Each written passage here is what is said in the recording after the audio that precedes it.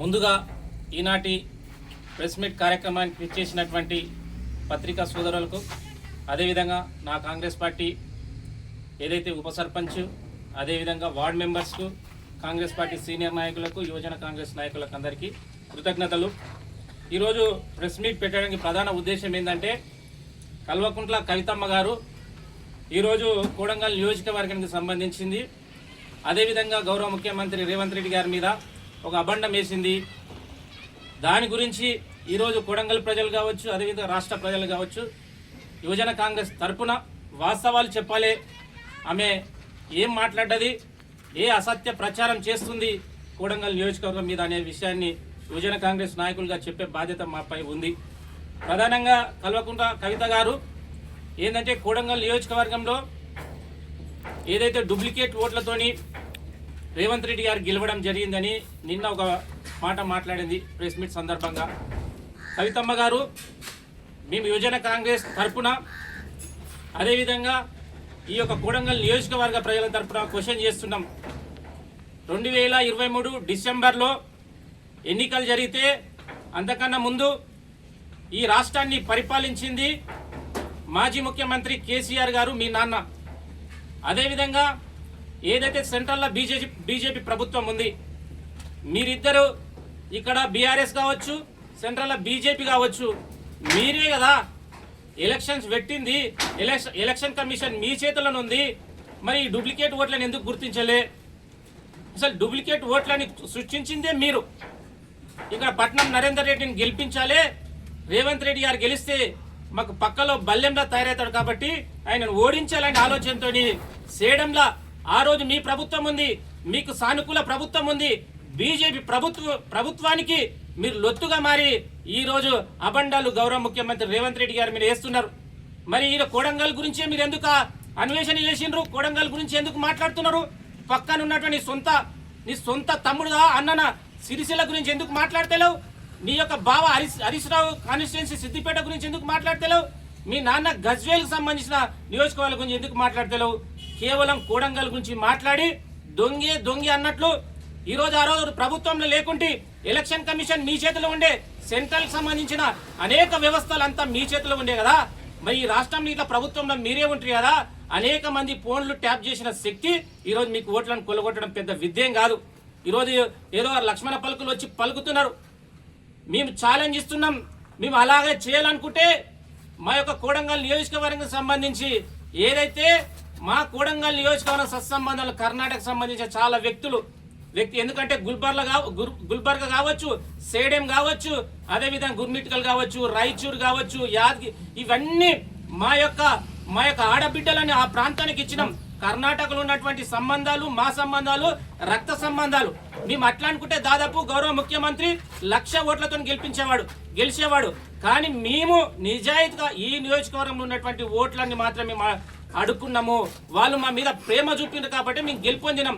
అట్లా చేసిన ప్రయోగాలు మీరు విఫలమైనరు. మీరే దొంగ ఓట్లను సృష్టించిండ్రు. కానీ దురదృష్టం ఏంటంటే ఎవరైతే దొంగ ఓట్లు సృష్టించిన వాళ్ళంతా వచ్చి మా రేవంత్ అన్న అయితేనే కరెక్ట్, మాకు వాయిస్, మా యొక్క ప్రశ్నించే గొంతుక కాబట్టి మాకు ఓట్లు వేసిండ్రు. ఆ విధంగా మీరు సృష్టించిన దొంగ ఓట్లు ఇక్కడ మా యొక్క ఓట్లుగా మేము రూపాంతరం చెందుకున్నాం. అది జరిగింది. ఈరోజు మీరు మాట్లాడుతున్న అనేక విధాలుగా ఇప్పటికే మీరు ఆత్మ పరిశీలన చేసుకోండి. మీరంతా ఒకటే. ఎందుకు పెట్టినావమ్మా నువ్వు పార్టీ, కొత్త పార్టీ ఎందుకు పెట్టినావు? ఇది కేసీఆర్ అనుగ్రహంతో పెట్టలే, కేసీఆర్ గారి ఆశీర్వాదంతో పెట్టలే. పోదంపా, ఈరోజు దౌలతాబాద్కి వస్తావా, శ్రీ వెంకటేశ్వర టెంపుల్ దగ్గరికి వస్తావా, లేదంటే బావోజీ జాతరకు వస్తావా, లేదంటే చంద్రకాళి చర్చి దగ్గరికి వస్తారా? ఇంకెక్కడ రావాలంటే చెప్పండి. కొండగట్ట అంజన దగ్గరికి వస్తామా, యాదగిరి లక్ష్మీ నరసింహ దగ్గరికి వస్తామా? చెప్పండి. మీరు గుండె మీద చేసుకొని చెప్పండి. కేసీఆర్ గారి ఆశీర్వాదంతో ఈరోజు పబ్లిక్ ని పాలిటిక్స్ డివైడ్ చేసి మళ్ళా ఎలక్షన్స్ లో మీరందరూ ఖచ్చితంగా ఒక గూటికి వస్తారు. బీజేపీ మీ పెద్దన్న, బీజేపీ ఏం చెప్పితే రేపు ఖచ్చితంగా 2029లో కవితమ్మ ఈరోజు కేసీఆర్ ఆశీర్వాదం తీసుకుంటుంది, పార్టీలను విలీనం చేస్తుంది. అదేవిధంగా బీజేపీ ఎవరికి టికెట్లు ఇవ్వాలనో, ఎవరు నిలబెట్టాలో మొత్తం పైకి వెళ్ళి ఆర్డర్స్ ఇస్తారు. కేసీఆర్ అట్లా చేస్తారు. మీదంతా టార్గెట్ ఒకటే. ఈ రాష్ట్రంలో బడుగు బలహీన వర్గాలకు ఒక పెద్దన్న పాత్ర పోషిస్తున్నటువంటి దళితులు కావచ్చు, గిరిజనులు కావచ్చు, హరిజనులు కావచ్చు, బీసీలు కావచ్చు, మైనార్టీలు కావచ్చు, ఈ రోజు అండగా ఉన్నటువంటి కాంగ్రెస్ పార్టీని ఈ రోజు ఈ ప్రజల నుండి దూరం చేయాలని ఒక కంకణం కట్టుకున్నారు. అది అసాధ్యం. మీరు అనుకుండొచ్చు 2029లో కాంగ్రెస్ పార్టీని మేము ఓడగొడతాం అనుకుంటున్నారు. ఈ రోజు మాకు 66 సీట్లు వచ్చినాయి. మీరు ఈరోజు మీరు చెప్పండి, మీరు చేసే ఈ దుశ్చర్యలను ప్రజలు గ్రహిస్తున్నారు.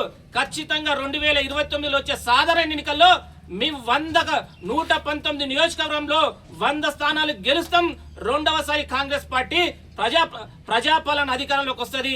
మీరు ఎన్ని కుతంత్రాలు చేసినా, ఎన్ని కుట్రలు చేసినా ఖచ్చితంగా ఈ రోజు ప్రజలంతా ఆశీర్వదిస్తున్నారు.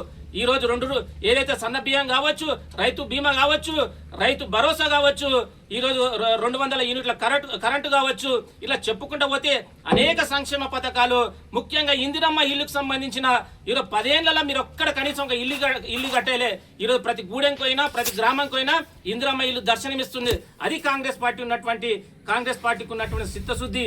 ఇవన్నీ ప్రజలను ఎమర్చడం కోసం, ప్రజల దృష్టి మార్చడం కోసమే మీరు చేస్తున్న ఈ చిల్లర ప్రయోగాలకు ఈరోజు కొడంగల్ ప్రజలు కావచ్చు, తెలంగాణ రాష్ట్ర ప్రజలు కానీ నమ్మడానికి సిద్ధంగా లేరు.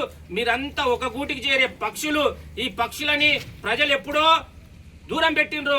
మీరు ఇన్ని అబద్ధాలు చెప్తే ఎన్ని రకాలుగా మీరు క్రోడీకరించి అనేక విధాలుగా ప్రయోగాలు చేసినట్లా ఆ ప్రయోగం అనేది సక్సెస్ కాదు.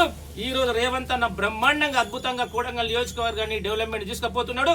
దానితో పాటు రాష్ట్రాన్ని ఇట్లా గొప్పగా తీసుకుపోయే ప్రయత్నంలో ఉన్నారు. కాబట్టి మీరు అసత్య ప్రచారాలు చేస్తే ఈరోజు యువజన కాంగ్రెస్ నాయకులుగా, కాంగ్రెస్ పార్టీ నాయకులుగా ఖచ్చితంగా దాన్ని తిప్పికొట్టే ప్రయత్నం చేస్తాము.